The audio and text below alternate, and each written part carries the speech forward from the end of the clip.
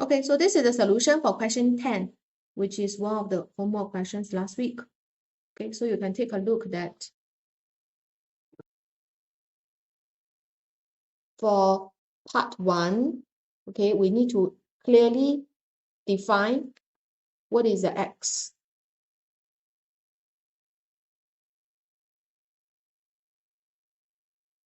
Okay, so x is binomial distribution.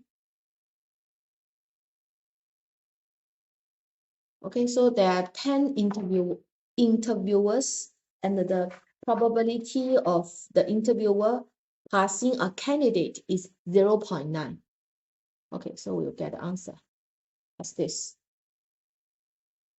Okay, so there are more than 9 or 10. Okay, so if more than one interviewer decides not to pass him or her,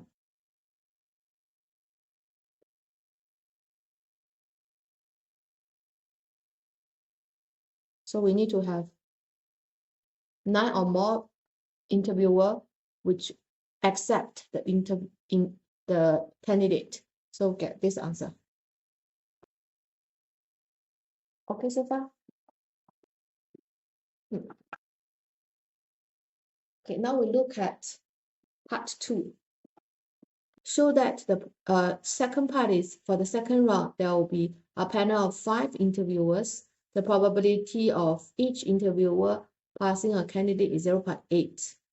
Okay, so to qualify for the scholarship, it's supposed to pass the first round and also the second round.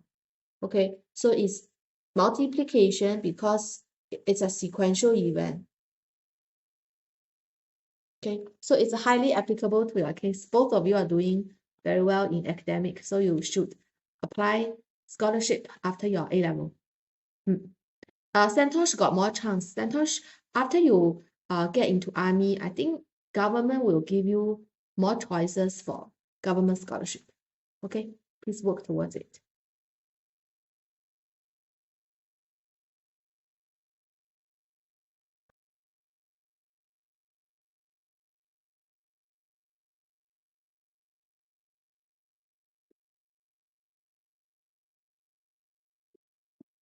Okay, so far. Okay, now we look at part 3. Okay, there are n candidates go for the interview. Find the smallest number n such that there's at least 98% of the chance of 2 or more candidates being offered a scholarship. For this question, Pamika, you need to pay good attention because I remember last time sometimes you get stuck for such question. So the probability that 1 minus w equals to 0 or w equals to 1, okay, which is the number of candidates qualified the scholarship, which is w, okay. So because it's more than 2 or more, so this represents 2 or more. So we have to consider the case there's none. Okay, we consider the case there's 1. Okay, none and 1, yeah. Because the probability that qualified is 0.241. So the probability that the candidate fail is 0.759. Yeah, then we will get this expression. Once you form this inequality, it's very easy for you to continue. Just use GC. Okay, so far?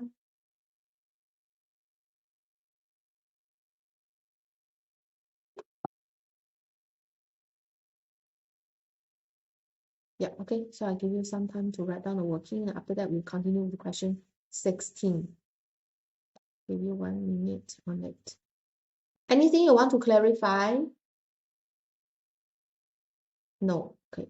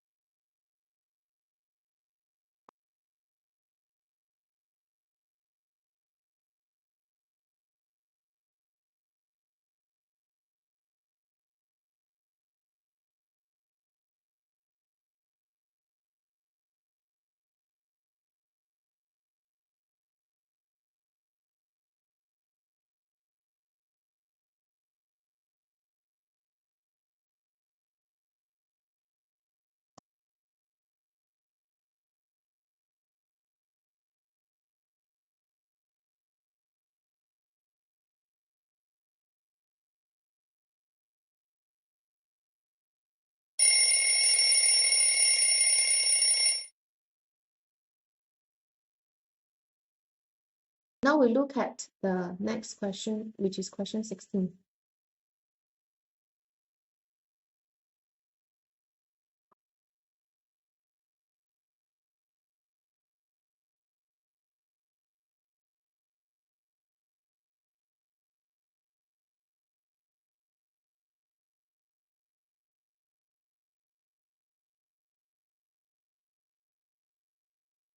Oh, I noticed question 16 part 2 you cannot do and skip.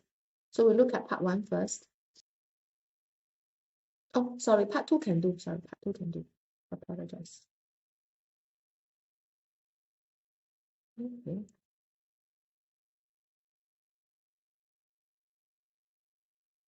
Just that we don't need the approximation part. Just ignore the approximation. You don't learn Poisson distribution in your syllabus. Let's find the probability. Yeah, okay. Yeah. So we have binomial expansion. Okay, number of value of n is unknown. 0.26 is the probability that the employee graded as good. Right. So we want to find the greatest value of n in a random sample of n employees. The probability at least one employee with good performance is at most 0.96.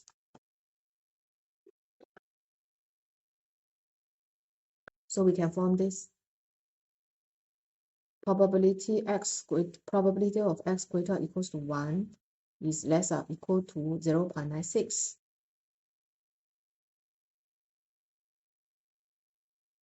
Okay, then we can continue this x equals to 0. Okay, x equals to 0 can straight away use the formula n choose p probability, no, n choose k, n choose k. Probability of p then to the power of k. And then 1 minus probability times n minus k. It is greater or equal to 0.04. Then we can get the value as n equals to 10. Okay, so far?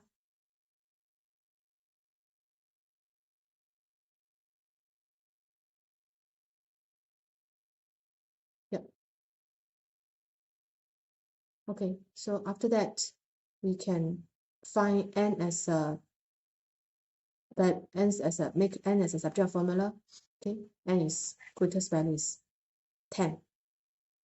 Okay.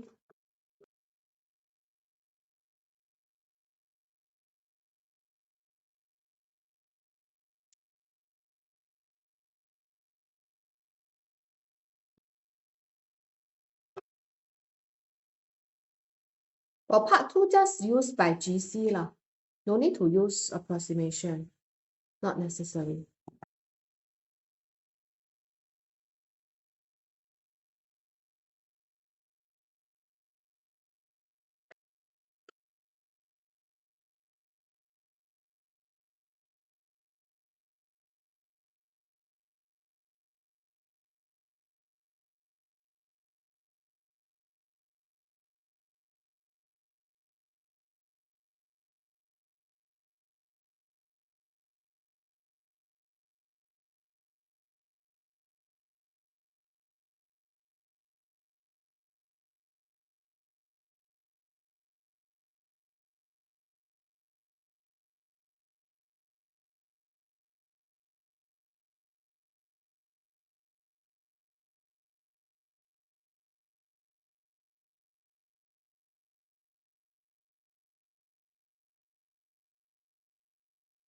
Okay, now we look at part 3.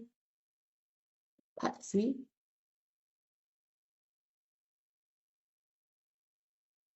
It's a conditional probability question. Okay, so we'll let W be the number of employees out of 20 with average or poor performance.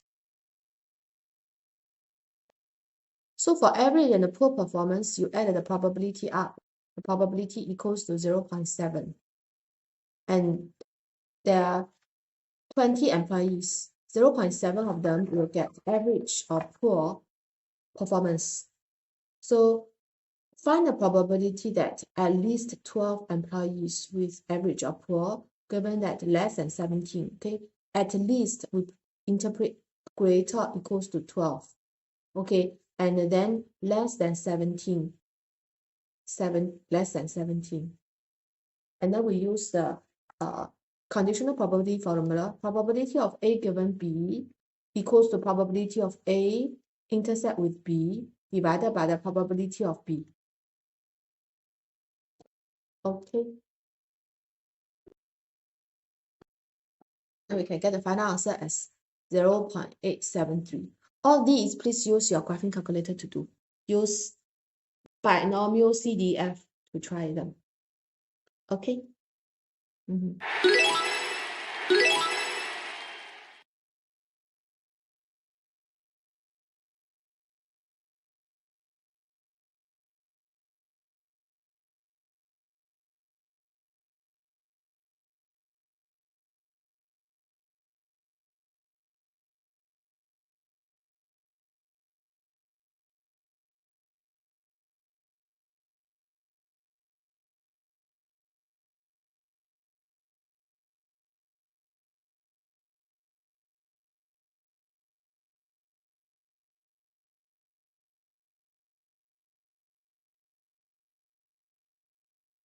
Okay, yeah.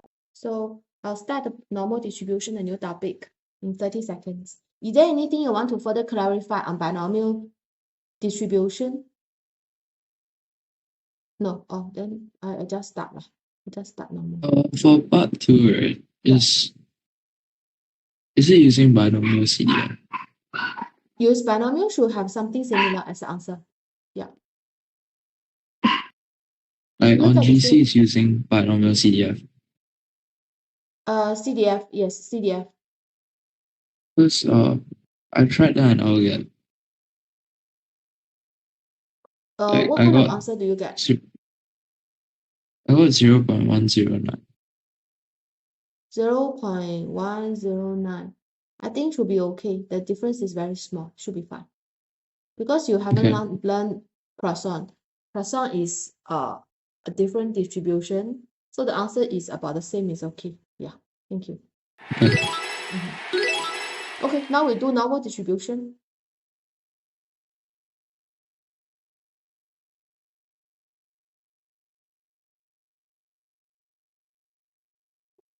Okay, first question, right? I tell you, normal distribution is very, very useful. And you really need to learn it very well. Every year I tell my A-level student about this. Because, do you know the very famous bell curve? Bell curve is the curve of normal distribution. Okay. Okay, so bell curve will determine basically your grades are determined by bell curve for your A-level. A-level, there's a form of moderation somehow. Yeah. Okay, so now we look at the normal distribution.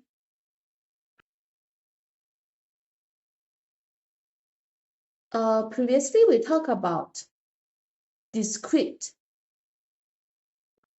probability. For example, binomial is a discrete probability. So the x value, right? For example, x is 1 or 2. It must be a specific value. But the continuous one means value can be anything in between. For example, height.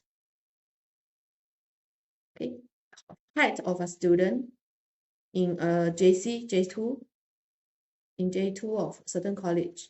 You can understand the height will be ranging from,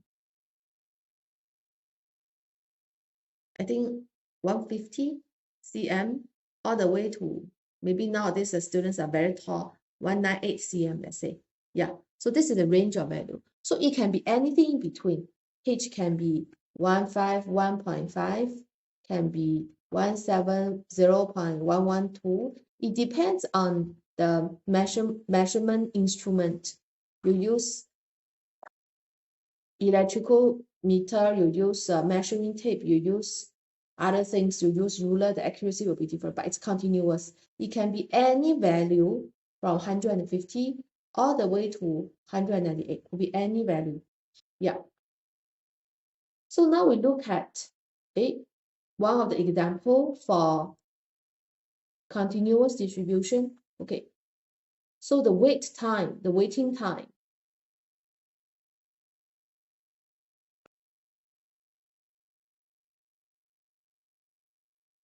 Okay, so the waiting time for a shuttle bus is known to range from 0 minute to 10 minutes. So let X denotes the waiting time.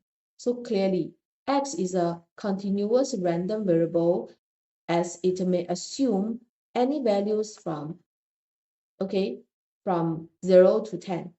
Okay, so it could be any values between 0 to 10 inclusive, assuming that X has a probability density function given by this value, we can sketch the graph. Yeah, so you can see from here, what is the probability that the waiting time is less or equal to 3 minutes? It's actually 3/10. Okay, so the area under the graph is the probability. Okay, then we look at find the probability that the waiting time is less than or equal, expectation and variance. So expectation equals to X multiplied by probability of X. So we get X multiplied by 1/10. Then from 0 to 10, we get 5. For variance, then we use from the smallest value to the greatest value, and then X squared times the probability of X, then dx. Then we can find the numerical value as well.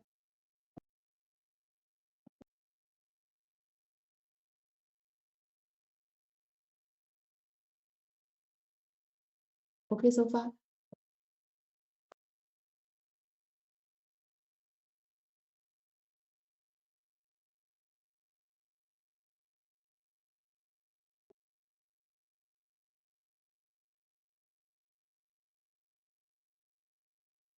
Okay, let's now move on to the next part. Normal distribution. You see, we can see the bell curve here. This bell curve is a histogram of IQ scores based on a large number of data shown in figure 1. Okay, yeah. So you can look at the notation here. Remember, if X follows binomial distribution, we will write X as a binomial, the B, then N comma P, right? So this is the number of trial. This is the probability of a success in a trial. And then if we don't have the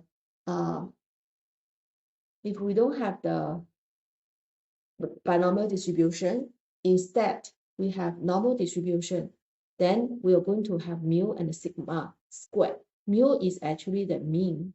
Sigma squared is the variance. That's what we need to write. This is the standard that we need to follow. Okay, so now we look at the probability here. So probability of a normal distribution. So here is the mu. Mu is the average, the mean. Okay, or can I say the expectation of X. Okay, 50% would be smaller. So the probability of X less than mu, okay, should be equals to 50%.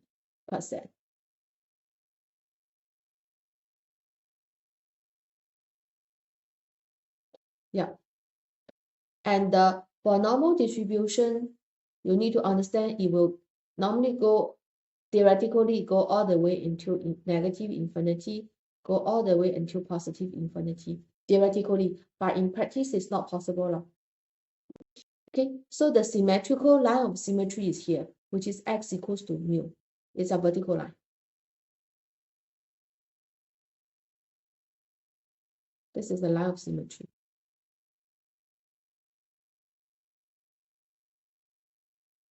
Which is X equals to mu. Okay, so far everyone? Yeah.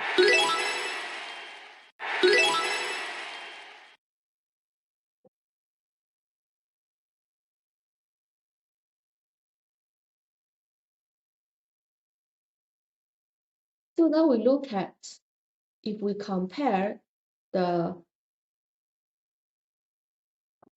diagram on the left-hand side. So we have two distribution, mu1 equals to mu2, but curve 2 is with a smaller spread. Curve 1 give you a greater spread. So you can say the variance of 1 compared to variance of 2 is greater. And if you see sigma, it's not variance, it's actually standard deviation, which is square root of variance. Yeah. So you see the other one, they have a different mean, but the same standard deviation. Okay, so the spread is the same. So mu representing the mean, and the sigma is standard deviation. We use sigma to represent. And most of the time when you use the format to represent it is a variable follow normal distribution, we have to put inside the bracket sigma squared. Okay. Yeah.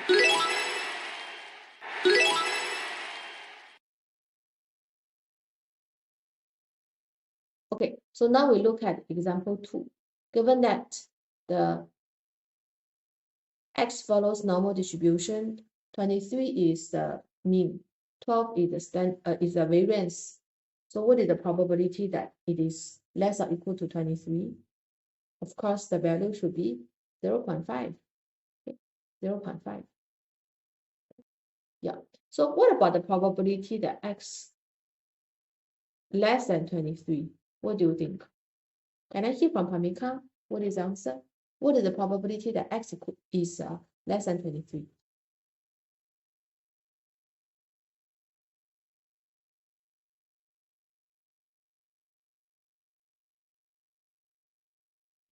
Is it still 0.5? Very good.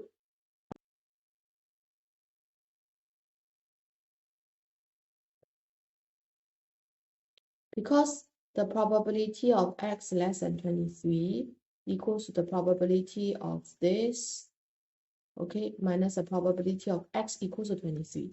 For a normal distribution, right, probability of x equals a specific value is always 0. Because there are too many values, so each one, if we look at it, is 1 divided by infinity, we're approaching 0. So then we look at calculator.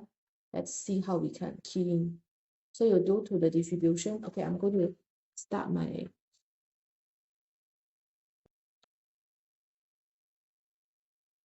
okay, I'll start my calculator. Yeah.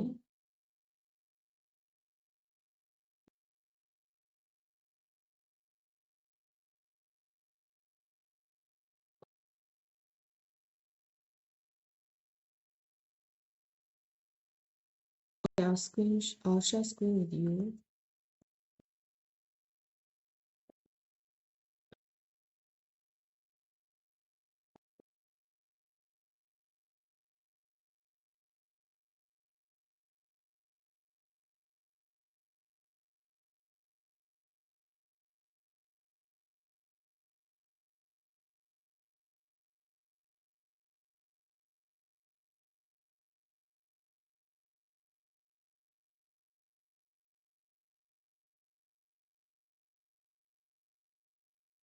So for example, we have normal PDF. Let's see what happened. Are you able to see my graphing calculator here? Yeah, okay. So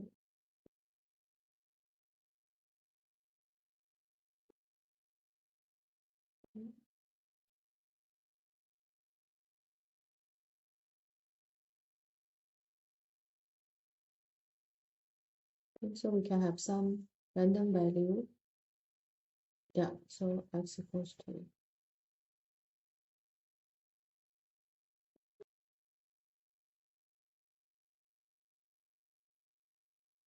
mu is, let's say, 0. Okay, sigma, we say 6. So we see the value.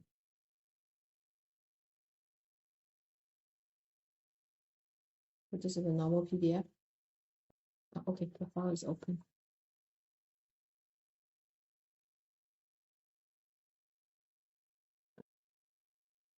Okay, so I show you how to key.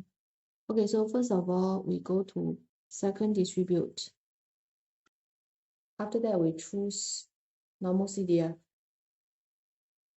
Okay, then we choose 20, enter 25, then 23, and then sigma here. In this case, you understand because we are giving the variance as 12, right? So the sigma is square root of 12. I want to let you know you need to be very careful with this part. About 50% of the mistakes for normal distribution is due to didn't take square root. Yeah. Okay, so you will round off your final answer to 3SF, intermediate step 5SF. Take note of that. Okay, so far. So let me do one more time. Okay, you'll go to second distribute, then normal CDF. We'll key in 20, 25, mu, and sigma, not sigma squared. And then we key in all the way to paste, we enter. Then it will give you the answer, which is a value between 20 and 25. So now we go back to, the proper classroom. So if let's say you want to find the probability less than 25, okay, less than 25 or greater than 21. Okay, so you have to do negative value, okay, negative e to the power of 99, okay, and then it's less than or equal to 25. We get the answer as 0.718. If it's greater than 21, then we can start from 21. So that's lower as 21. R per as e to the power of 99. Okay, so far?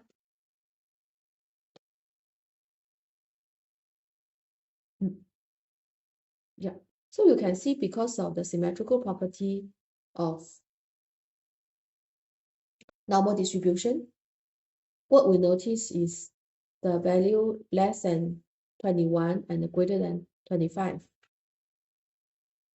This is 25.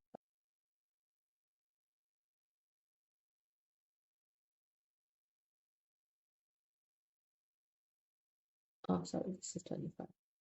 This is 21. They are equidistant from the mu, so the mu is here.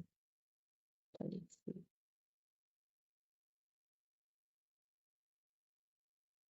Okay, so far? Yeah. So now I want you to try example 3. Use graphic calculator.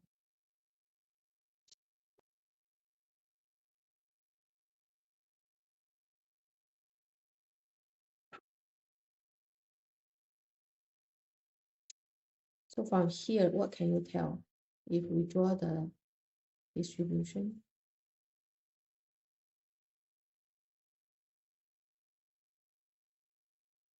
So the probability less than 475 goes to the probability greater than 525.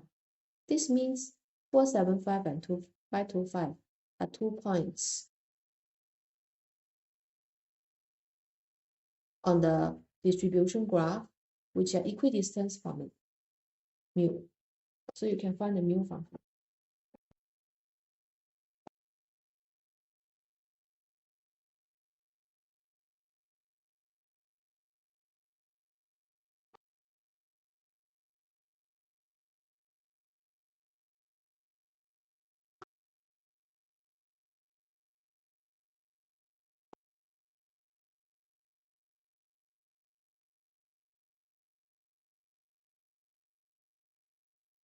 Okay, give you 3 minutes to do this question. Should be more than enough time actually. So you look at my clue here. You don't know the mu, but we can find the mean because based on this, we can have the average of 475 and 522, 25 as the mean, the average of them.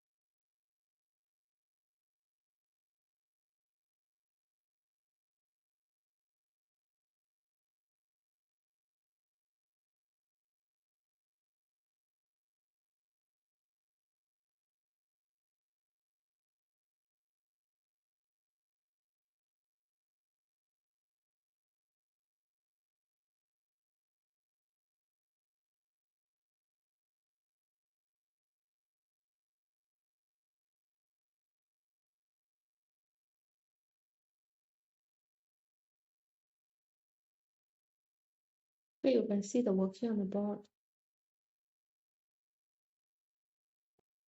The key understanding is you need to find the mu first, which is the average.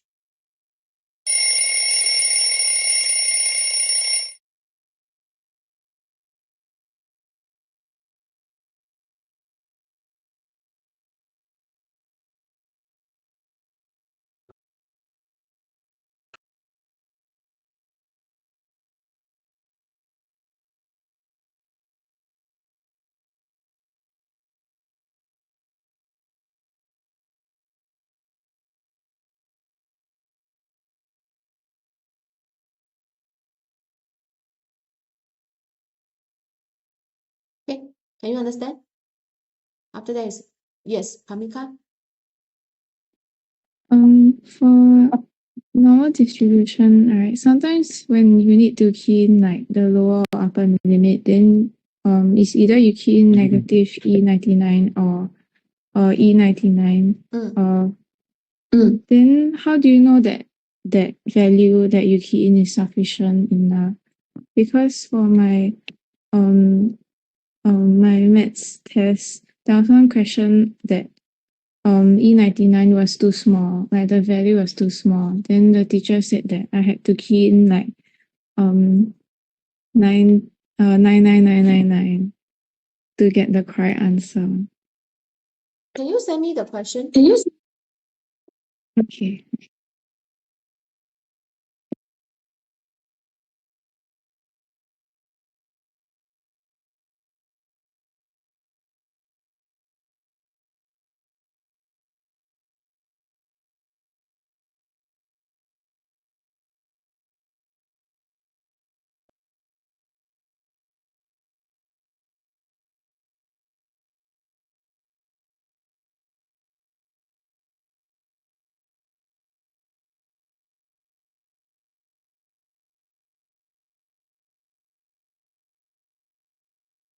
Yeah, I'll check your question later. Okay.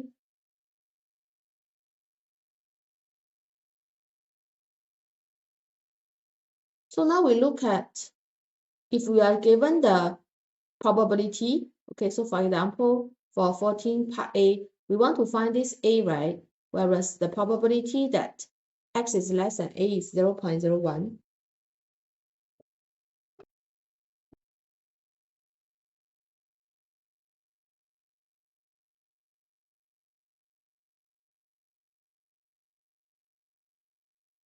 So basically we'll do inverse norm. Inverse norm is to find the value. So let me show you the calculator part.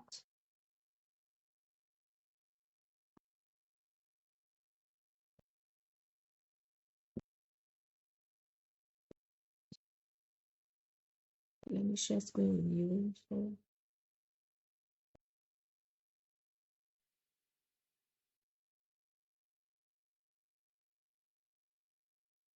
So for the calculator,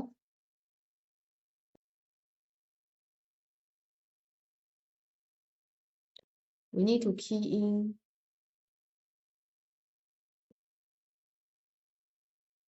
let me quit first.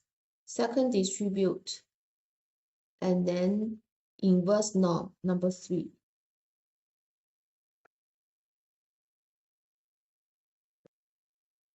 Okay, so the area is 0.01, and the mu is 17. Sigma is square root of 11.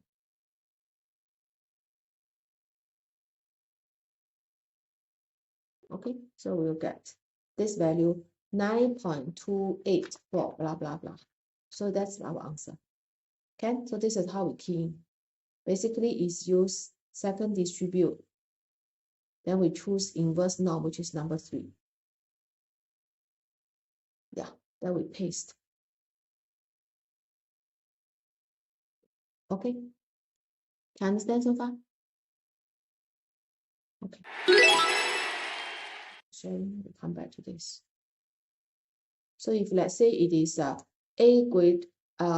probability that x is greater than a is 0.3. So if you draw the graph looks like this.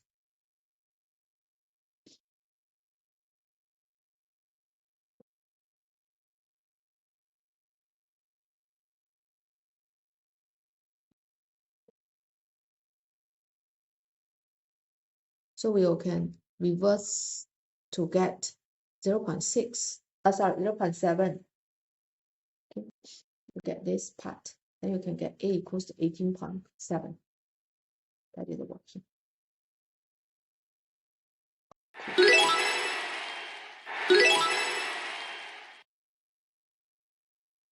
Okay, now we look at example 5. Example 5, maybe I show you the first part.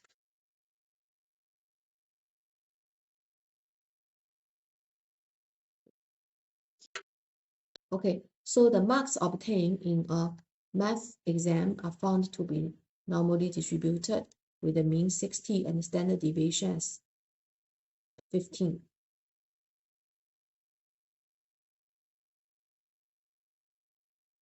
Okay, so find the probability when the mark obtained is doubled, it is higher than 70. So you see, if you have 2x greater than 70, then x is greater than 35. Then we can use calculator to get it as 0.952. Okay. Then I want you to try part B by yourself. Part B, and then the next part as well. I'll hand out the drawing board so they can type out your answer.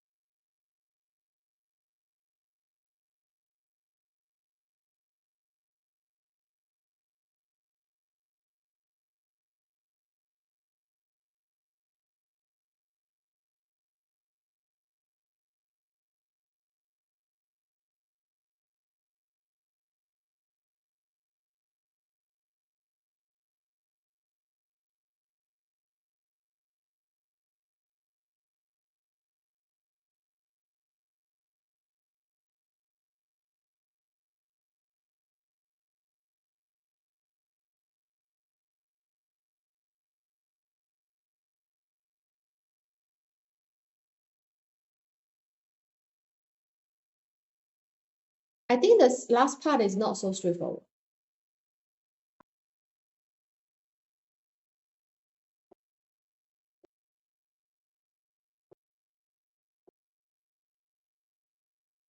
Oh, Pamika did a good job.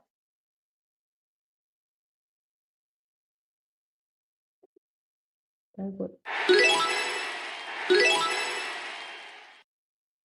Santosh, good job for part B.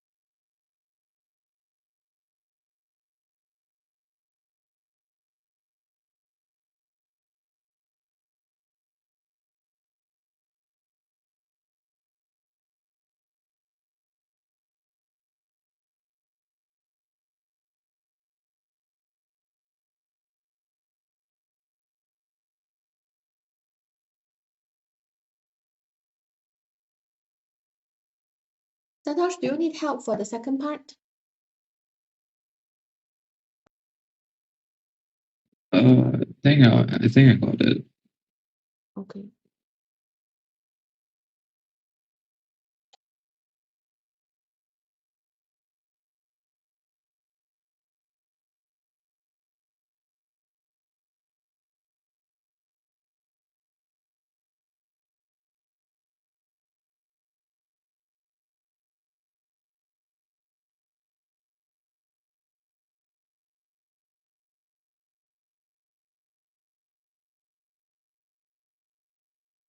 Okay, very good.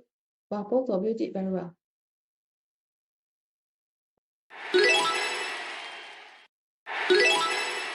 Okay, so now let's move on.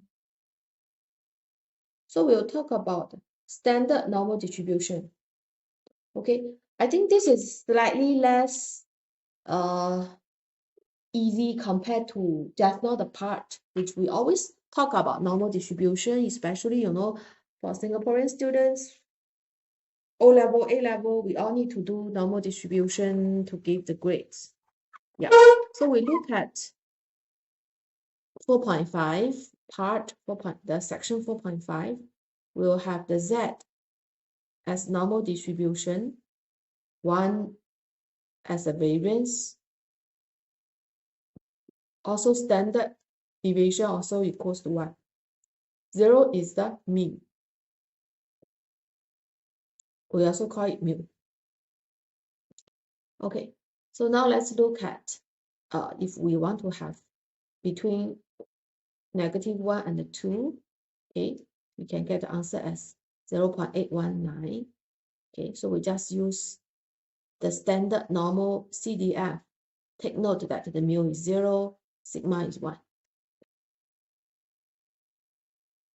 Yeah, so let's now look at if it is less than -2. Okay, less than -2, it will get 0.0228.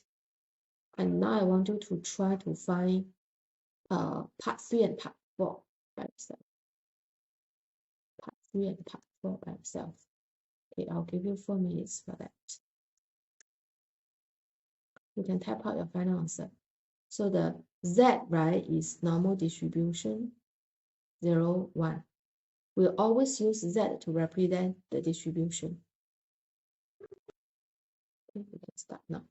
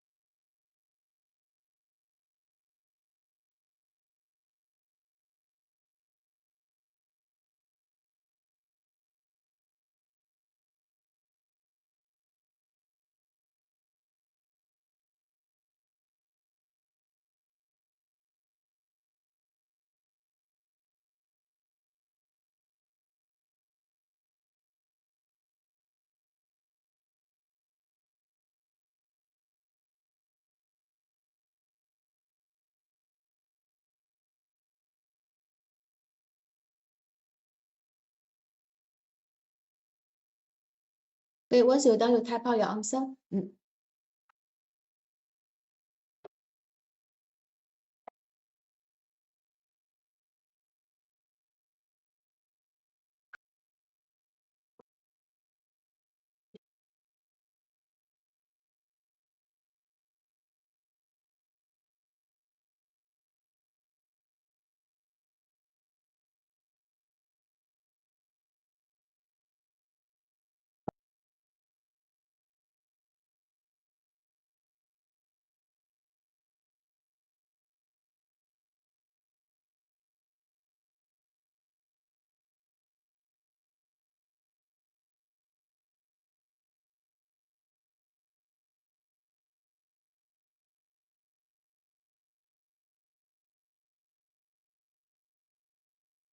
Okay, once you have done, you can type out your answer.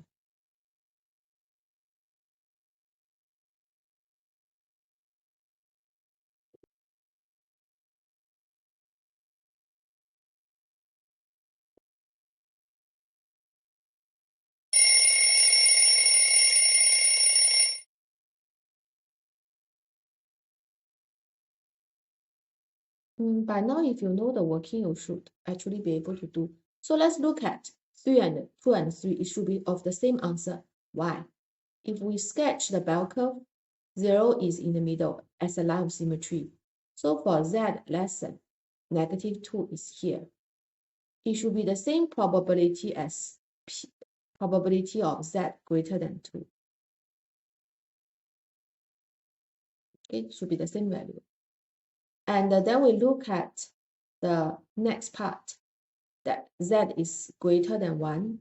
So we solve the inequality modulus of z greater than 1. We can have z greater than 1 or z less than -1. So we get these two parts. It is probability of 2 times the probability of z less than -1. We get 0.317. Okay, so we get to know this important property. Okay, this important property. On top of that, how do we solve inequalities? Okay, within inequalities involving modulus. Can? Yeah. Okay, so now let's take a short break for 5 minutes. After the break, we'll continue.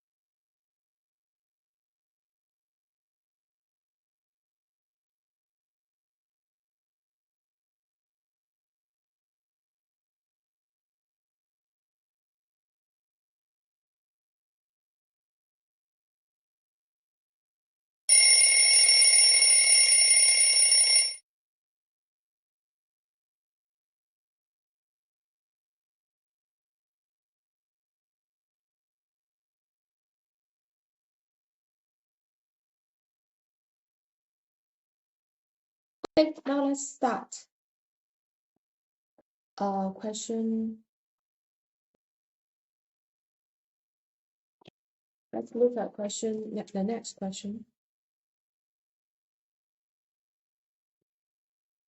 Okay, question 7. So we want to find the value of A, which make probability of Z between 1 and A to be 0.1.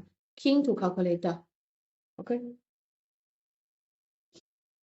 Just key into calculator. So we'll get the answer. Sorry. Not this screenshot. It's basically this minus this. Okay, so we get the value here. So you use inverse norm to get the AS by inverse norm. Okay, you get 1.57. Okay, so this is the area here, and we get the numerical value here. This is the inverse norm. Any questions so far? Hi, Santosh, please turn on your camera. Thank you.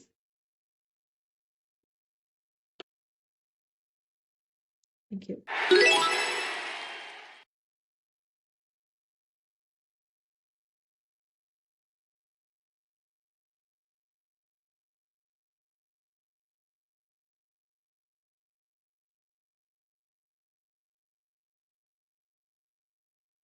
Okay, now we move on to the relation between the other two value, okay, mu and the sigma square, and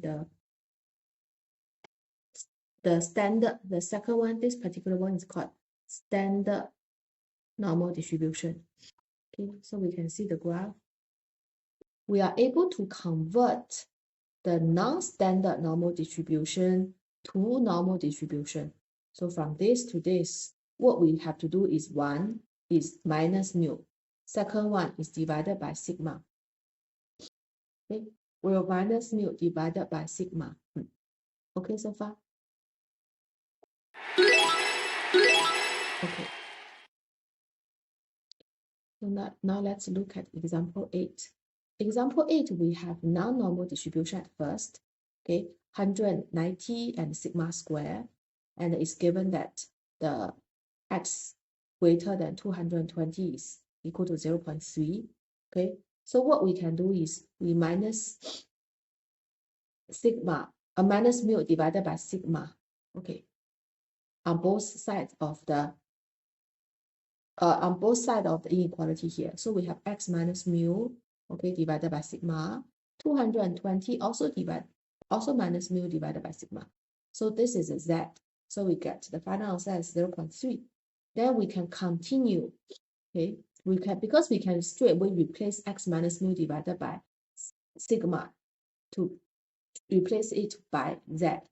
So subsequently we will have a 30 divided by sigma on the right hand side. Then we can get the final answer by doing algebraic manipulation, get sigma as 57.2. Because at first sigma is unknown, so we cannot key in calculator with the unknown. But if we standardize it, okay, we know the sigma for z, the sigma equals to 1. So we can use graphing calculator to do the question.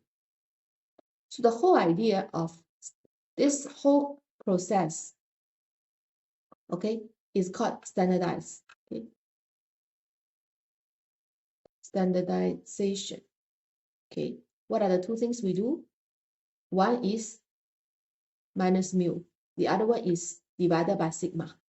So this is very useful, especially when you have unknown sigma. Okay, we have unknown sigma, we can do it. So we look at example 11. Sorry, example 10. Yeah, 11 onwards I'll explain later. So let's look at example 10. The time in minutes that 16-year-old students spend on their math tutorial in a day follows a normal distribution with mean mu and the variance sigma squared. It is known that 5% of the students spend less than 40 minutes and 60% of them spend more than an hour on their math tutorial in a day. Find the values of mu and sigma correct to 2dp. So we can first of all write down x is normal distribution, mu and sigma squared. It's given that the probability of x is less than 40 is 0.05.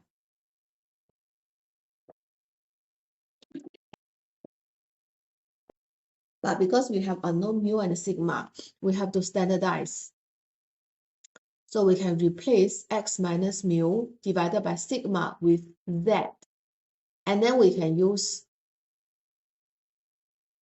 inverse norm to find the value of 40 minus mu divided by sigma. Okay? So in this equation, there are two unknowns. If I want to solve the unknown, I need another equation. So we use the second condition. So first condition help us to form one equation, the blue color one. Now I'm going to highlight in orange color. Okay. The orange color, we can form another equation. Okay, so the time span which is more than 60 is 0.6. So after that, we can standardize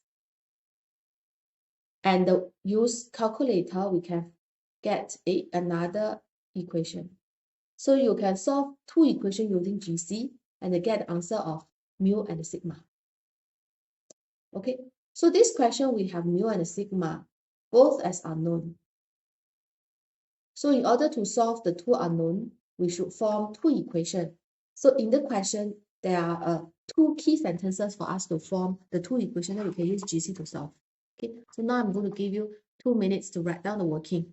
Okay, we are going to move on to another part soon. Okay, so if there's any question, you also let me know.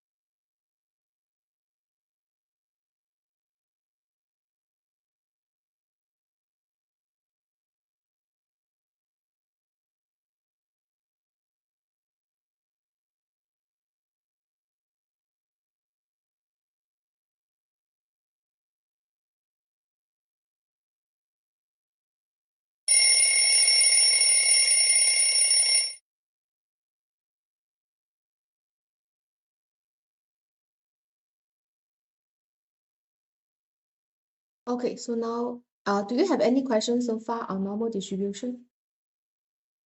So far, the only slightly difficult concept is standardization, but the steps is just minus mu divided by sigma.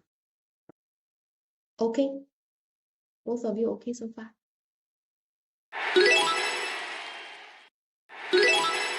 Okay, now we look at the next concept, which is on linear combination of independent random variable, which are normally distributed. So we look at the manipulation here. So if we look at expectation of ax plus b, then it is a times expectation of x plus b.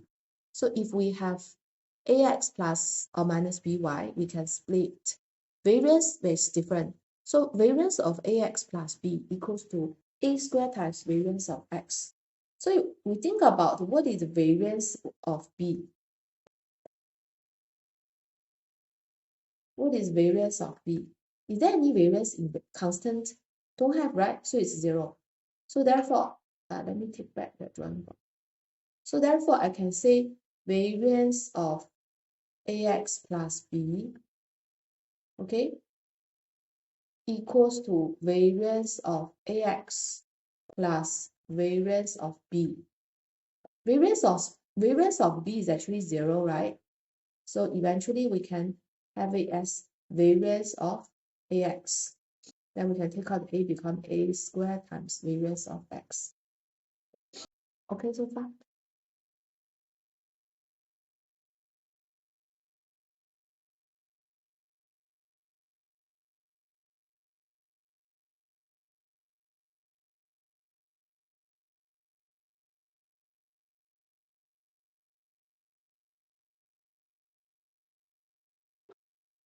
Okay, now we move on to another concept.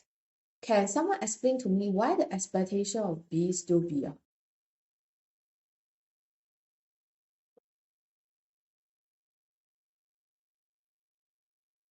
Just now we talk about variance of a constant b, right? The b is a constant, right? Is 0. What about expectation of b? Okay, so let you know that the expectation of b is still b. There's no change. It's still b. There's no change. Still remains as b.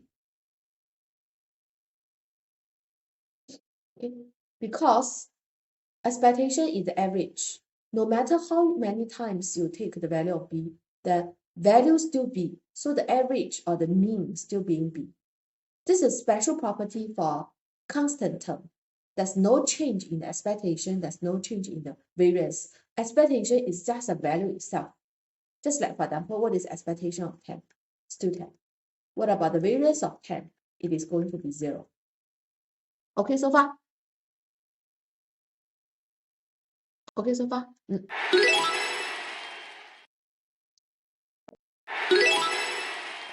Okay, so we'll skip how we derive it, and we look at an application question here.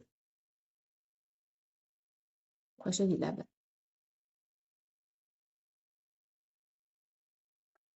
Okay, so in a particular subject, the examination marks for the boys are normally distributed with 55, standard deviation as 11. The girls, so for the boys, okay, it's normal distribution, 55 as the average, 11 square as a variance.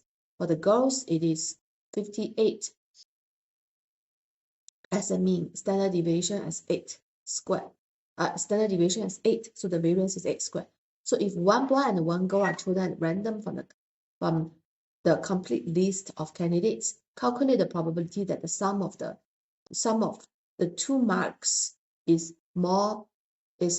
at most 100. At the most 100 means less or equal to 100, right? So we can have the expectation add up, variance also add up.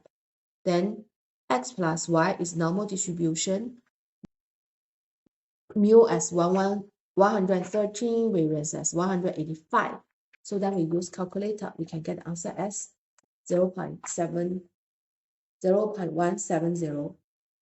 Okay, so now we look at second part. The girl's mark exceeds the boy's mark. That means y minus x will be greater than 0. Okay, yeah, so we look at here. So we look at what is y minus x in terms of expectation, okay, in terms of variance.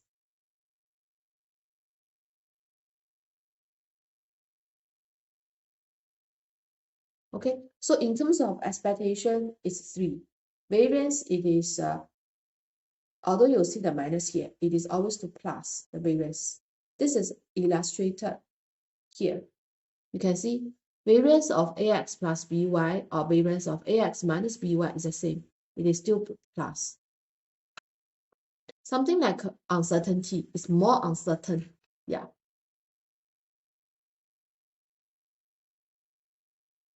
So we get the variance as 185. So y minus x is normal distribution 385. Okay, so far. So then we key into calculator, we get 0.587. That's all. Okay, thank you, everybody. Okay, so now I want you to try part 3 by yourself. I'll give you 3 minutes to try. The difference between them is more than 20.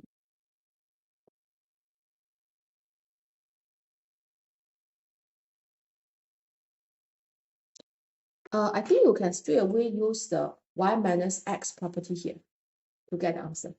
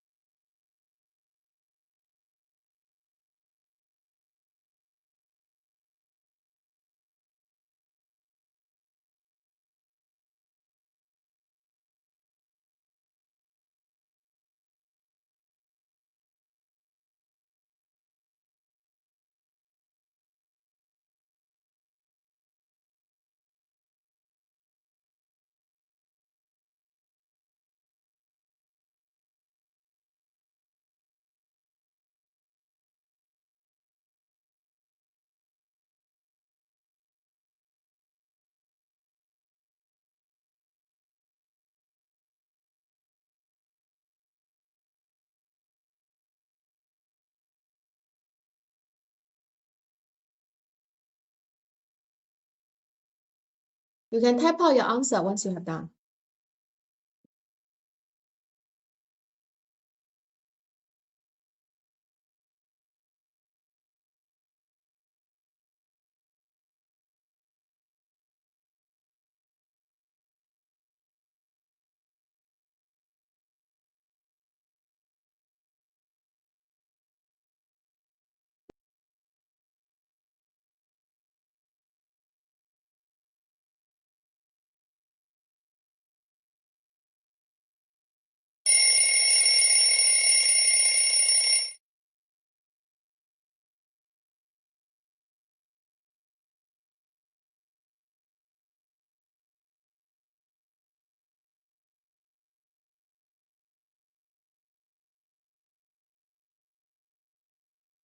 Kamiko, your answer not really correct.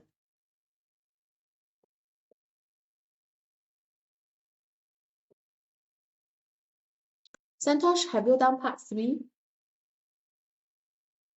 Or still doing? I don't know how to. You don't know how to do. Okay, so let me show you. As I mentioned, since we already know the variance expectation, of y minus x. So I'm going to use y minus x for the next few parts. So modulus of y minus x is greater than 20, right? So y minus x is greater than 20, or y minus x is less than negative 20. Then we can key into calculator to get 0.151. So basically is modulus, the difference between the two score. Modulus of y minus x is 20, yeah, or more than 20.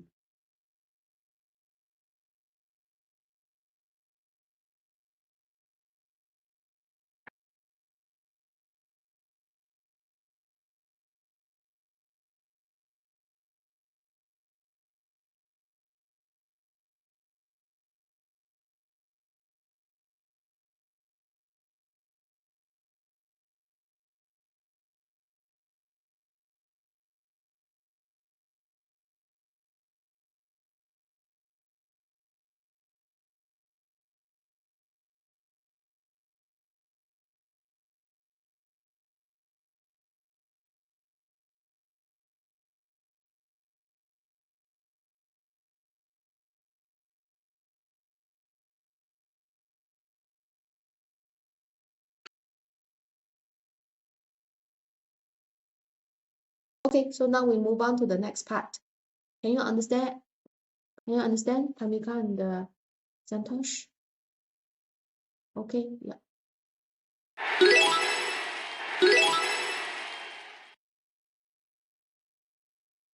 Okay, now let's look at question 2. I want you to try question 2 by yourself. I mean, I have done explanation for quite a few questions.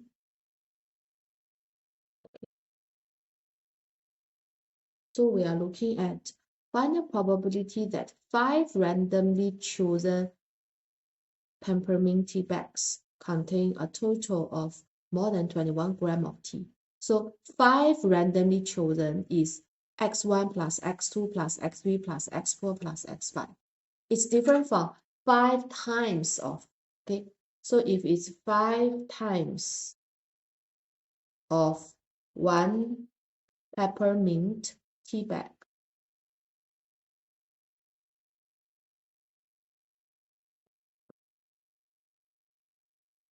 then it's 5x. But now it's 5 randomly chosen peppermint tea bag. That is another way.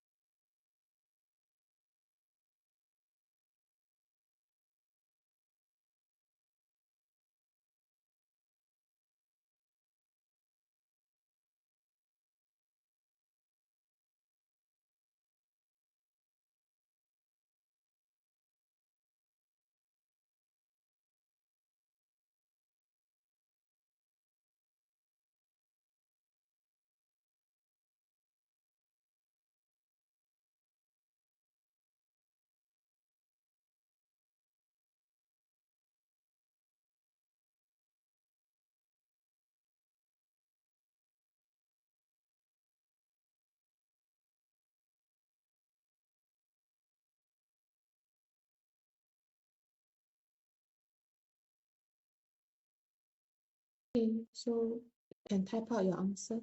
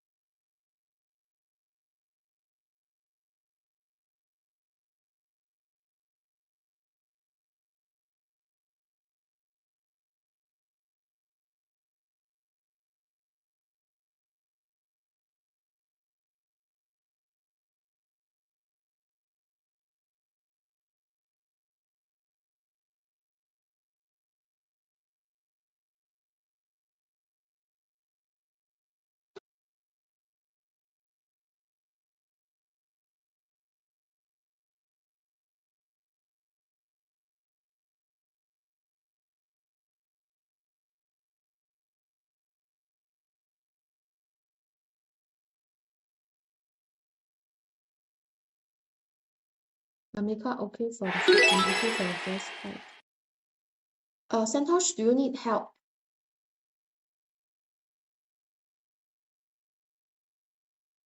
Yeah. Okay, so let's go for the working.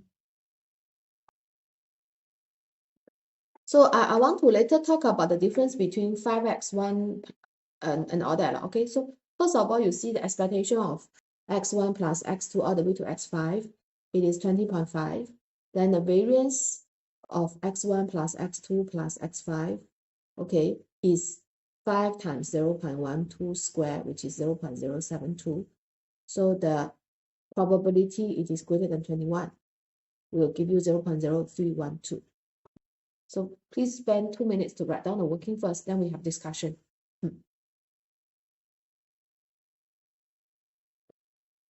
This is a very typical question that will come out in exam.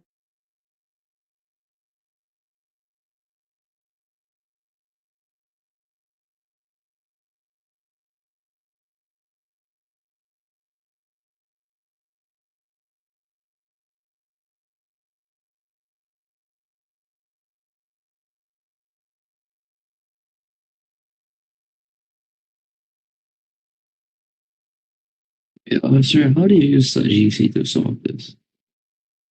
Sorry? And how to use the GC to solve this? Which part? You mean the last part, is it? Oh, yeah.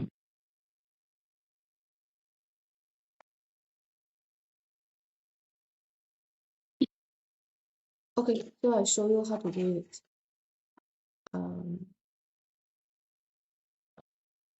Okay, 1 minute later I'll show you. I think for the time being, you write down the working first.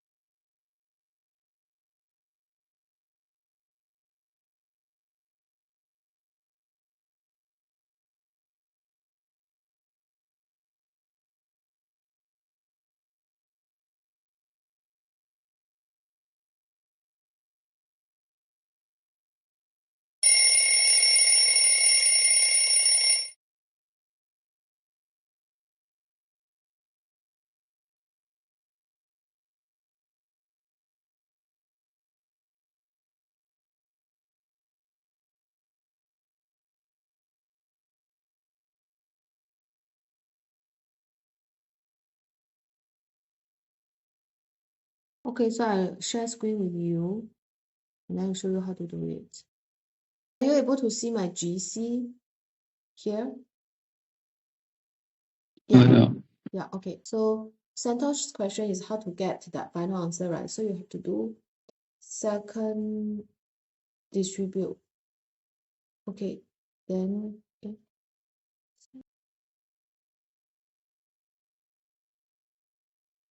okay, so we go to normal CDF. So I'll do from -1 E99 to 21. Because it's greater than 21, then the mu is 20.5, standard deviation is square root of 0.072. Then I'm going to Oh, okay, so I just leave the lower limit like that. yeah. So I get Okay. this, but that is greater than 21. So I shall use 1 minus the answer.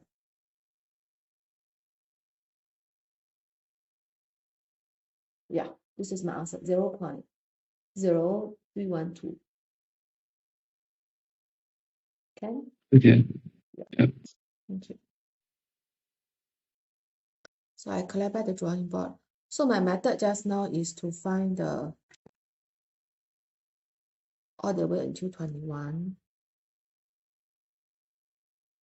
Okay, so let's say this is 21. I find what is this first, which is 0.9687, a very big value. Then the area here is 1 minus z.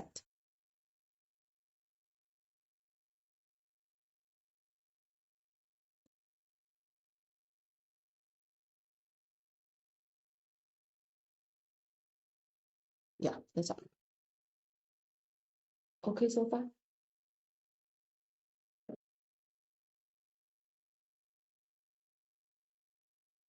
Okay so far? Can you understand? Santosh, okay? Santosh, can I know which topic you're learning in school now? I think we're doing complex numbers. Oh, okay. So you still haven't started statistics yet, like the part on normal distribution and the binomial distribution, not yet. Not yet. Okay, okay, understood. Okay, so we move on to the next part. I want you to try by yourself. Sorry, hold on. I want to discuss with you if we talk about the 5, just now we talk about the 5 times 1 peppermint tea bag mass. So we talk about the difference between 5x and x1 plus x2 plus all the way until x5. Actually, for expectation, it's the same.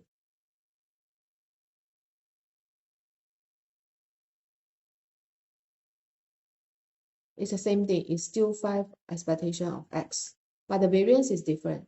So variance for 5x is 5 squared variance of x. Whereas for expectation of x1 plus x2 all the way to x5 equals to expectation of x1 plus all the way to expectation of x5. So it becomes expectation of x add to itself by 5 times, which is expectation of x. So the main difference is here.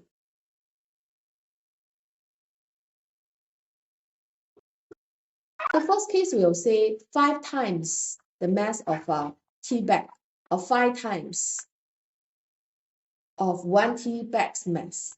The other case is the total mass of 5 individual or different tea bags. That's how we phrase. So the expectation is the same, but the variance is different. So if you do a question on probability, they'll give you different value. Okay, yeah. So now we look at the next question, question 13. So I'll give you a bit more time. I'll give you 3 minutes to do part 1, process the question and try to understand it.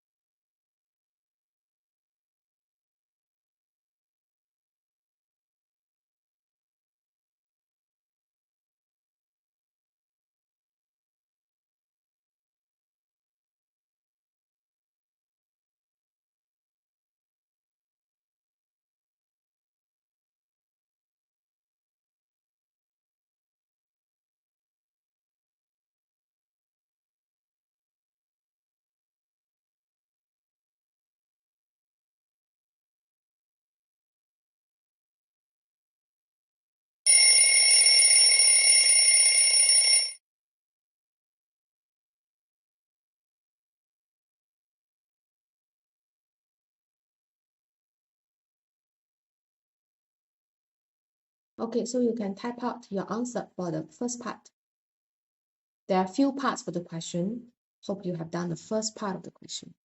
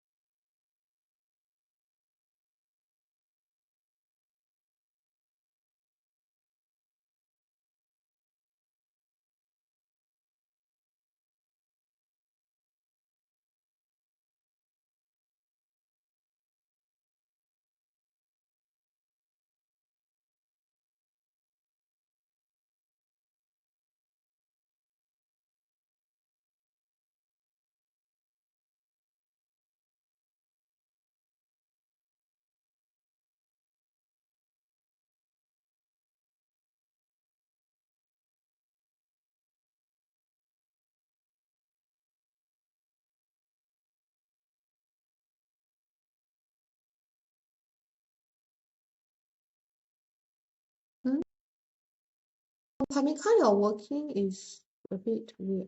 You see the duckling and the chicken have almost the same mass. So the probability of twice of the mass of the chick will be more than the mass of a duckling by at least 20 grams. It should be very, very likely, right? Because for the chicken, not chicken, chick. This is the chick. For the duckling,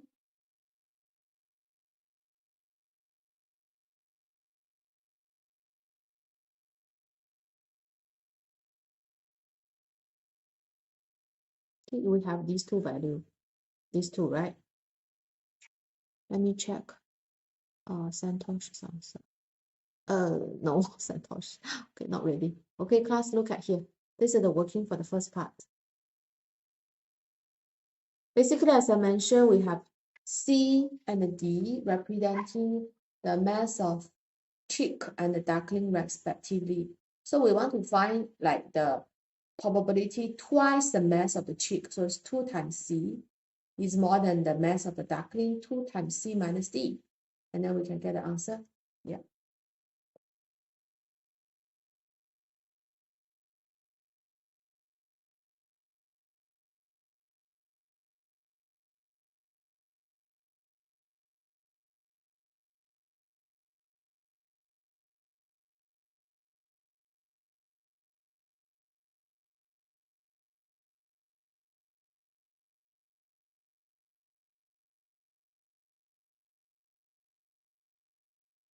You can see expectation variance, and then but it's very likely. Yeah. So after that, please try part 2.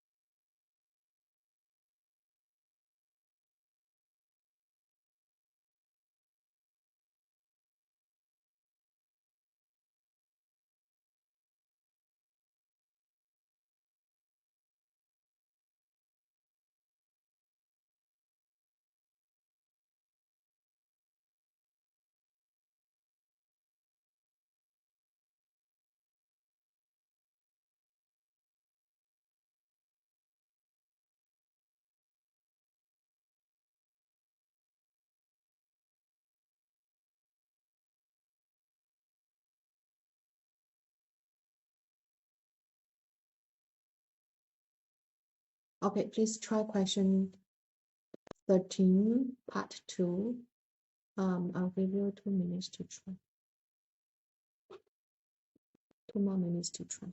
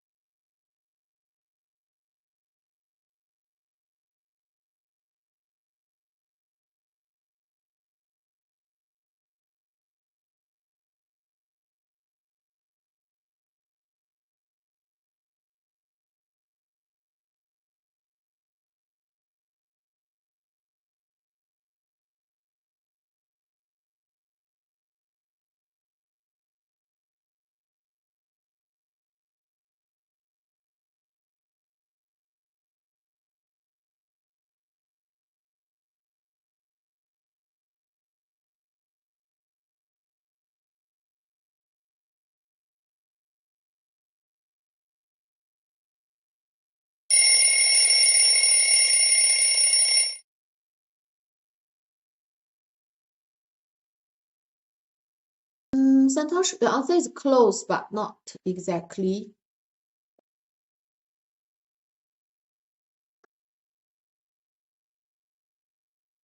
No, Pamika answer also not correct. Let me show you. Basically, it is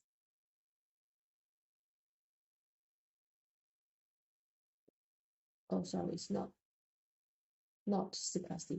2 cheek C1 plus C2.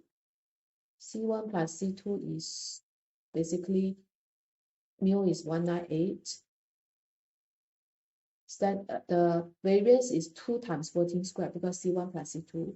So C1 plus C2 greater than K is equals to 0.9. Then cumulative probability should be all the way until K value is 0.1. So if you draw the graph, 198 is the expectation. So this is 0. Here is 0.1, right? So we are looking for this value here. Okay. When do I have to do like 2 square times the variance? Oh, your question is when do I do 2 square times variance? Similar to here. Yeah. If let's say I'm doing twice, so if I do 2C, then expectation of 2C equals to 2 times expectation of C. Variance of 2C will be, how come the C look like? Variance of 2C equals to 2 squared times variance of C. So it's twice the mass of a cheek. Not. And then how come in part 2 it's not 2 square? They say total mass of 2 randomly chosen cheeks. So you got 1 cheek, another cheek. So 2 cheeks. Oh, okay. So like when is 2C is the same thing but 2 times. But then in part 2 it's 2 different variables. Yes. So if you say 2C, Okay. right, it's twice the mass. Twice the mass of 1 cheek. Whereas for part 2 is two different one. You choose two different variable, C1 and C2 respectively. Okay, Okay. yeah. Pamika, do you have any question? Your answer is a little bit far from the correct one. So if there's anything you don't understand, you let me know. Okay. Okay, so I give you time to write down the working.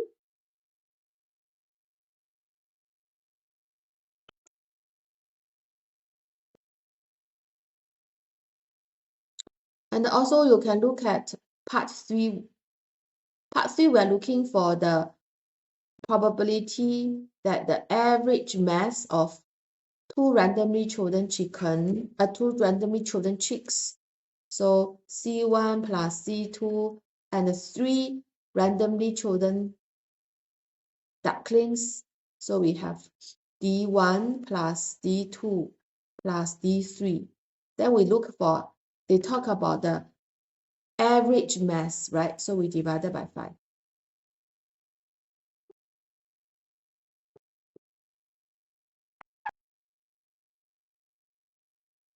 Okay, so I'll show you the working for part 2 and part C. Part 2 and part 3. So I think we are trying pretty hard today.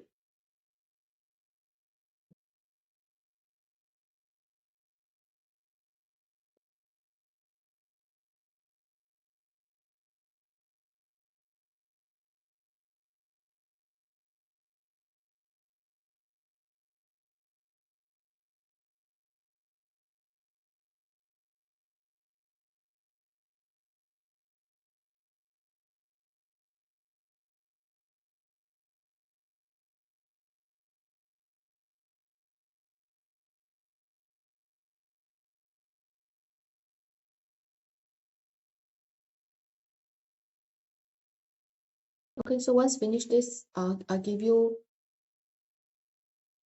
2 more minutes to write down the working.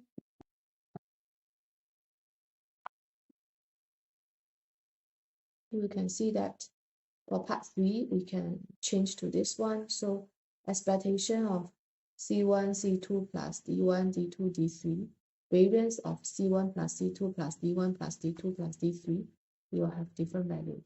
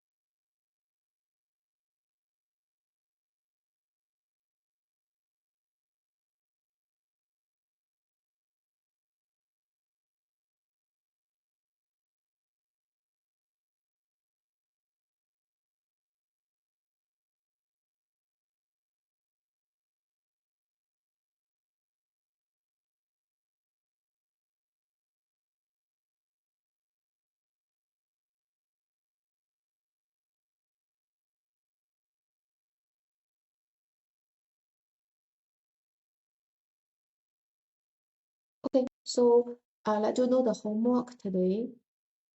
We are more or less done with everything already, but next week we'll do the more basic question. Question 1, question 2, question 3 will be your homework on the tutorial. So the tutorial question 1, 2, and 3. Okay, yeah. So that's all for today. Thank you for your good attention. Tamika, I'll get back to you on the question you sent me by WhatsApp. Yeah.